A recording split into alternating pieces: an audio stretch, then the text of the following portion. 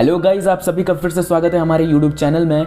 तो गाइस, आज बहुत ही खुशी का दिन है मेरे लिए और आप सभी के लिए भी, क्योंकि हमारा यूट्यूब चैनल काफ़ी तेज़ी से ग्रो हो रहा है और इसके 1000 सब्स पूरे होने में बस कुछ ही नंबर्स रह गए हैं। तो वीडियो चालू करने से पहले मेरा एक छोटा सा रिक्वेस्ट है कि आप अगर चैनल पर नए हो और अगर आपको मेरा कंटेंट अच्छा लग रहा है तो प्लीज़ चैनल को सब्सक्राइब कर देना। तो चलो एक्सप्लेनेशन स्टार्ट करते हैं। सैटर्न मूवी के स्टार्ट होते ही हम देखते हैं कि काफ़ी अमीर बंदा जिसका नाम क्रिस है अपनी पत्नी जेमी से वीडियो कॉल पर बातें कर रहा होता है। असल में ये लोग अपने डाइवोर्स के रिलेटेड कुछ बातें कर रहे होते हैं। यही हमें पता चलता है कि क्रिस अपने काम के चलते उसकी बीवी और बेटी पर बिल्कुल ध्यान नहीं दे पा रहा था। इसी के चलते जेमी ने क्रिस को डाइवोर्स के पेपर भेजे थे, पर क्रिस बोलता है कि वो जल्द ही उसे साइन कर देगा। जिसके बाद क्रिस आधी रात को कुछ खरीदने एक सुपरमार्केट में जाता है और वहां उसे एक कंफ्यूज लेकिन काफी ब्यूटीफुल लड़की दिखती है और वही लड़की क्रिस से एक अच्छी सी वाइन खरीदने में हेल्प लेती है और यहीं इनकी थोड़ी बहुत जान पहचान हो जाती है और वो लड़की अपना नाम स्काई बताती है। और फिर क्रिस उसे उसके दोस्त के घर जहां स्काई रहती थी वहां तक लिफ्ट दे देता है और वहां पहुंचने के बाद स्काई बोलती है कि मुझे अपने दोस्त के घर जाने का बिल्कुल मन नहीं कर रहा क्योंकि वो थोड़ी सी अजीब है और इस वक्त अगर मैं वहां गई तो वो मुझ पर चिल्लाने लगेगी। तो क्रिस बोलता है कि मेरा घर पास ही में है, तुम चाहो तो मेरे साथ चल सकती हो। जिसके बाद क्रिस स्काई को अपने घर ले जाता है और स्काई क्रिस के बड़े घर को देखकर काफी चौंक जाती है। स्काई पूछती है कि आखिर वो क्या करता है, तो क्रिस बताता है कि वो शुरुआत से ही एप्स और गेम्स बनाया करता था और उसी ने वॉच डॉग नाम से एक सुपर होम सिक्योरिटी ऐप बनाया था और गूगल प्ले ने उससे वो ऐप खरीद लिया। इसी के कारण वो इतना अमीर है और अब वो रिटायर हो चुका है। इसके बाद ये दोनों स्काई के लाए वाइन को पीते पीते बातें करने लगते हैं और कब रात के 2 बज जाते हैं इन्हें पता ही नहीं चलता। स्काई बोलती है कि काफी रात हो चुकी है, मेरी फ्रेंड सो चुकी होगी, क्या तुम मुझे वापस छोड़ सकते हो? तो क्रिस बोलता है कि इतनी रात को तुम्हें नहीं जाना चाहिए, तुम यहाँ मेरे साथ रुक सकती हो। बातें करते करते ये लोग काफी करीब आ चुके थे और इतनी करीब आकर इनसे रुका नहीं जाता है और ये दोनों किस करने लगते हैं और बिल्कुल वही होता है जो कि आप लोग सोच रहे हो। काफी नॉटी हो गए हो तुम लोग। हाँ, जिसके बाद स्काई सुबह होते ही अपने फ्रेंड के पास चली जाती है जिसका नाम लूसी होता है और वो स्काई के बताए अनुसार काफी अलग होती है। स्काई के घर न आने से वो काफी परेशान थी, पर स्काई शायद अब भी क्रिस के बारे में सोच रही होती है। सेम इन अपोजिट क्रिस भी स्काई को याद कर रहा होता है और उससे मिलने एक बार में आ जाता है और ये दोनों फिर से मिलके काफी खुश होते हैं। यहाँ क्रिस स्काई को अपने एक्स वाइफ के बारे में बताता है और स्काई भी अपना दुख शेयर करते हुए बताती है कि उसका भी बचपन से कोई फैमिली नहीं है। ये दोनों बार के बाहर आ चुके थे और क्रिस देखता है कि उसकी कार को एक बदमाश चुराने की कोशिश कर रहा था और जब क्रिस उसे रोकने की कोशिश करता है तो वो क्रिस के पैर को किसी चीज से मारकर घायल कर देता है। इसके बाद अगली सुबह क्रिस हॉस्पिटल से डिस्चार्ज होकर घर आता है और स्काई उसकी हेल्प कर रही होती है। स्काई बोलती है कि तुम्हारे लिए हॉस्पिटल से एक नर्स शाम को आने वाली है और अगर तुम चाहो तो मैं उस नर्स का रिप्लेसमेंट बन सकती हूँ। ये दोनों अब एक दूसरे को लाइक करने लगे थे और क्रिस भी मान जाता है और ये दोनों फिर से किस करने लगते हैं।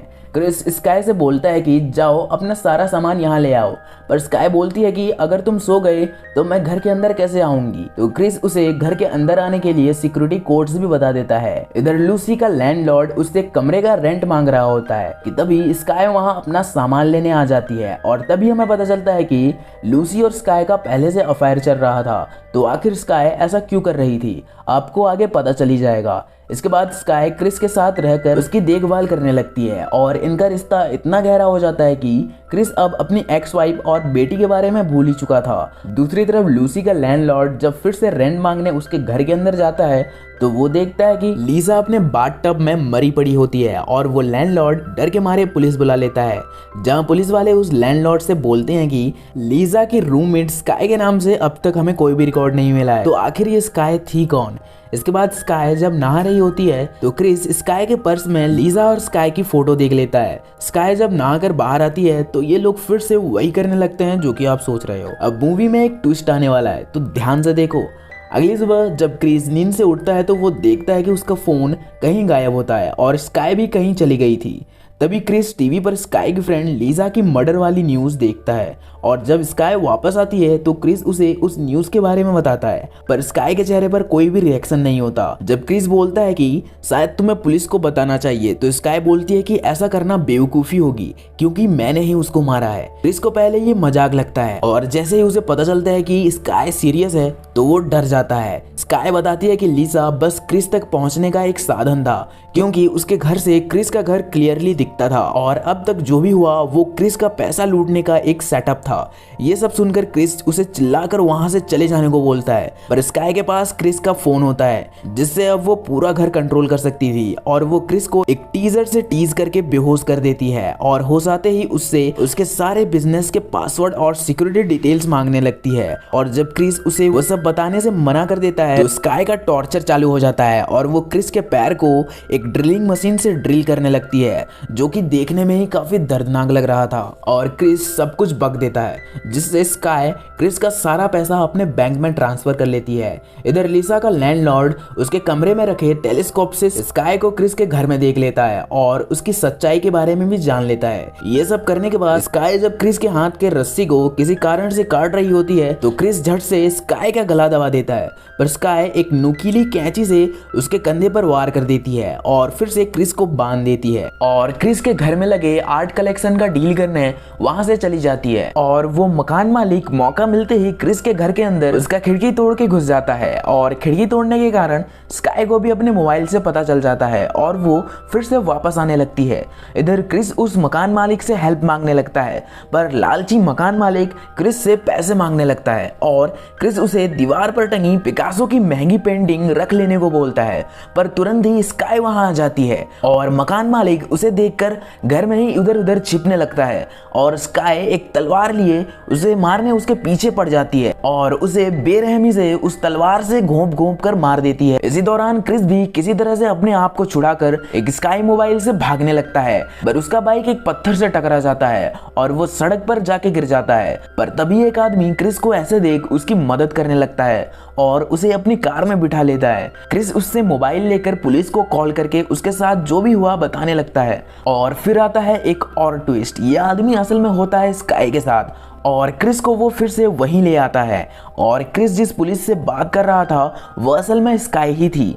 यह आदमी क्रिस को मारकर उसे बेहोश कर देता है और जब क्रिस को होश आता है तो उसे पता चलता है कि यह आदमी और कोई नहीं बल्कि स्काई का स्टेप डैड है और इसने स्काई को 14 साल की उम्र से ही ये सब करने का ट्रेनिंग दे रखा है और ये दोनों लोगों की आइडेंटिटी चुराकर उनका सारा धन लूट लेते हैं। क्रिस उससे पूछता है कि आखिर मैं ही क्यों, मैंने तुम्हारा क्या बिगाड़ा था? तो सेबेस्टियन चिल्लाकर बोलता है कि क्योंकि तुम अपने पैसे का यूज नहीं कर रहे थे। जिसके बाद रात को हम सुनते हैं कि सेबेस्टियन और स्काई के बीच सेक्सुअल रिलेशनशिप भी है। जिसके बाद स्काई बाहर आती है और क्रिस उससे बोलता है कि तुम्हें ये सब करने की कोई जरूरत नहीं पड़ती, मैं तुमसे प्यार करता था और ये सब कुछ तुम हक से ले सकती थी, अब तो तुमने सब कुछ लूट ही लिया है, अब क्या चाहती हो? तभी हमें पता चलता है कि ये लोग क्रिस के बियरर फंड के पीछे थे जो कि मिलियंस ऑफ डॉलर का था।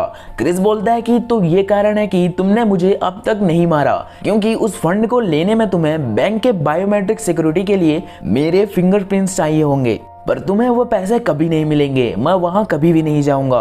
क्रिस के ऐसा बोलते ही ये लोग एक बड़े चाकू से क्रिस के अंगूठे को ही काट देते हैं। अगली सुबह क्रिस से मिलने उसकी बीवी जेमी और बेटी मिलो उसके घर आते हैं। इन लोगों को पहले घर के अंदर स्काई दिखती है और तभी वहां सेबेस्टियन भी आ जाता है। लोगों को घर में देख जेमी घबरा जाती है और पूछती है कि मेरे हस्बैंड क्रिस कहाँ है और तुम लोगों ने उनके साथ क्या किया है। जिसके बाद ये लोग जेमी और विलो को भी क्रिस के पास ले जाकर उन्हें एक छोटे से कमरे में बंद कर देते हैं और सेबेस्टियन अपने हाथ में क्रिस का कटा अंगूठा अटैच करके खुद क्रिस और जेमी बन के उस बियरर फंड को निकालने बैंक की तरफ निकल जाते हैं। क्रिस और जेमी ने अपना आइडेंटिटी बैंक वालों से कॉन्फिडेंशियल रखा था तो सेबेस्टियन और स्काई को बैंक वाले क्रिस और जेमी समझ लेते हैं और बायोमेट्रिक स्कैन भी कंप्लीट हो जाता है। इधर जेमी और विलो क्रिस को ऐसा देखकर काफी डर जाते हैं। यहाँ क्रिस जेमी को अब तक हुए कांड के बारे में बताता है और बोलता है कि वो लोग अभी उस बियरर फंड के कागजात को भी बैंक लूटने गए हैं। यहाँ हमें पता चलता है कि जेमी ने डाइवोर्स के चलते क्रिस का वो बियरर फंड बैंक से उसे बिना बताए ले लिया है और वो वहाँ नहीं है।